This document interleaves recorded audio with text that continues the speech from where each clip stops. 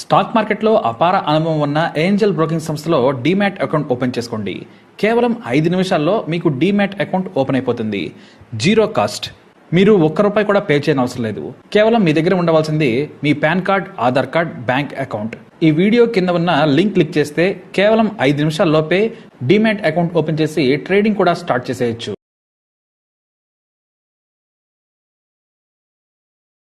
జ్యోతిష్యం social media వచ్చాక ఈ పిచ్చి పెరిగిందే కానీ ఎక్కడా తగ్గలేదు.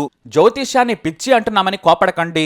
ఒకరి జాతకం నక్షత్రాల్లో చేతి రేఖల్లో ఉండదు. సైన్స్ ఈ రేంజ్లో దూసుకుపోతుంటే ఇంకా పాత చింతకాయ పచ్చడి లాంటి మూఢనమ్మకాలను నమ్మద్దు. ఈ మధ్య సోషల్ మీడియాలో ప్రతివాడు జ్యోతిష్యం చెప్పి జనాలను వెర్రివళన చేస్తున్నాడు. ఒకరు బాగుపడేది, అదృష్టం కలిసి వచ్చేది పుట్టుకలో, ఆకాశంలో తిరిగే నక్షత్రాల్లో, రాసుల్లో, చేతి రేఖల్లో ఉండదు. కష్టపడి పనిచేసే చేతిలో ఉంటుంది. అంతేగాని ఎవడో బఫూన్ గాడు 4 బొట్లు బానడి పొట్టా వేసుకుని చెప్పే అబద్ధాల్లో అస్సలుండదు. ఈ జ్యోతిష్యం పిచ్చే ఓ అమాయకురాలి ప్రాణం తీసింది. యూట్యూబ్ లో సోదిగాళ్ల సోది కాస్త ఎక్కువైంది. వాటి వల్లే కొంపలు కొలాస్ అవుతున్నాయి. జాతకాలంటే ఎంత మోసమో అబద్ధమో మీకు ఉదాహరణ చెబుతాను. ఈ మధ్య జ్యోతిష్యాన్ని బాగా ఊదేసి తెగ అబద్ధాలు చెప్పేస్తూ ఉన్నారు. ఎంతలా అంటే సలార్ సినిమా పోస్ట్ ప్రొడక్షన్ కాకముందే సినిమా ఫెయిల్, ప్రభాస్ కి హిట్స్ రావు, సినిమాలు మూసేసుకుని హాయిగా ఇంట్లో ఉండడం బెటర్ అంటారు. అంతేకాదు కేటీఆర్ ఖచ్చితంగా సీఎం అవుతారని చెప్పేశారు. ఈవీఎంలు కూడా రెడీ కాకముందే జనం ఫీలింగ్ యూట్యూబుల్లో ఊదేస్తూ ఉన్నారు. మరి ఆ తర్వాత ఏమైంది అంటే నేను అలా చెప్పలేదు, ఇలా చెప్పలేదు అని కవర్ చేసుకుంటూ ఉంటారు. మరి ఇలాంటి వాళ్ళని ఏమనాలో మీ ఊహకే వదిలేస్తున్నాను. సరే, మనం ఇక్కడ బబిత విషయానికి వద్దాం. బబిత తెలివైన అమ్మాయి, చదువుకుంది, ప్రపంచం కూడా తెలుసు, అద్భుతమైన భర్త, బంగారం లాంటి కొడుకు ఉన్నాడు, జీవితం చాలా బాగుంది. కానీ ఈమెకు జ్యోతిష్యం పిచ్చి ఎక్కువ. ఎవరు కనిపించినా జ్యోతిష్యం చెప్పించేసుకుంటుంది. వారు చెప్పినట్లు పూజలు చేస్తోంది బబిత.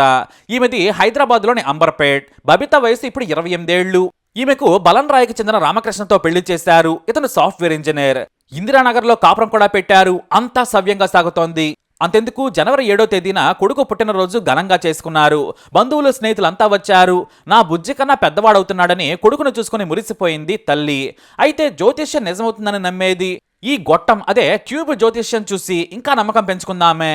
ఇలానే ఓ గొట్టం జ్యోతిష్యుడు భార్యాభర్తలు విడిపోతారని కొన్ని సంకేతాలు, నక్షత్రాలను వెనుక వైపు నుంచి చూసి చెప్పాడు.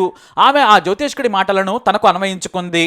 అంతే, మనం విడిపోతామని భర్తతో చెప్పుకునేది. నువ్వు జ్యోతిష్యాన్ని నమ్మొద్దని భర్త రామకృష్ణ చెప్పేవాడు. కానీ బబిత మాత్రం వినలేదు. దీనిపై చాలాసార్లు గొడవలు కూడా జరిగాయి. ఈసారి మనం విడిపోతామని బంధువుల ముందే ఇద్దరు గొడవ పడ్డారు. ఆ కోపంలో ఇలాంటి పిచ్చి వెర్రివాళ్ల మాటలు నమ్మొద్దని అందరి ముందు బబితపై చేయి కూడా చేసుకున్నాడు. నీకు చెబితే అర్థం కావడం లేదు. వాళ్ళు బతకడం కోసం జ్యోతిష్యం అనే బిజినెస్ చేస్తున్నారు. వాడికి జ్యోతిష్యం తెలిస్తే ఇలా నలుగురు చేతులు చూసి ఎందుకు బతుకుతాడని వివరంగా చెప్పినా కూడా బబిత మాత్రం తలకెక్కించుకోలేదు. తాను భయపడింది. ఆ జ్యోతిష్కుడి మాటలను పదే పదే తలచుకొని భయపడింది.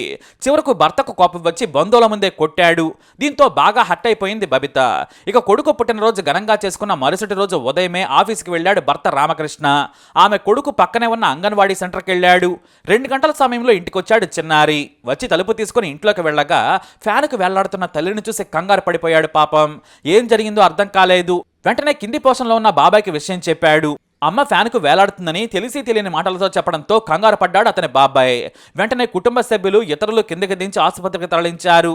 కానీ అప్పటికే బబిత చనిపోయిందని డాక్టర్లు తెలియజేశారు. అయితే అదనపు కట్నం కోసం భర్తే చంపాడని అతనిపై బబిత కుటుంబ సభ్యులు దాడి చేశారు. అతనిపై పోలీసులకు ఫిర్యాదు చేశారు. అదనపు కట్నం వేధింపుల వల్లే చనిపోయిందని కేసు నమోదు చేశారు. కానీ జరిగిన విషయం చెప్పాడు భర్త.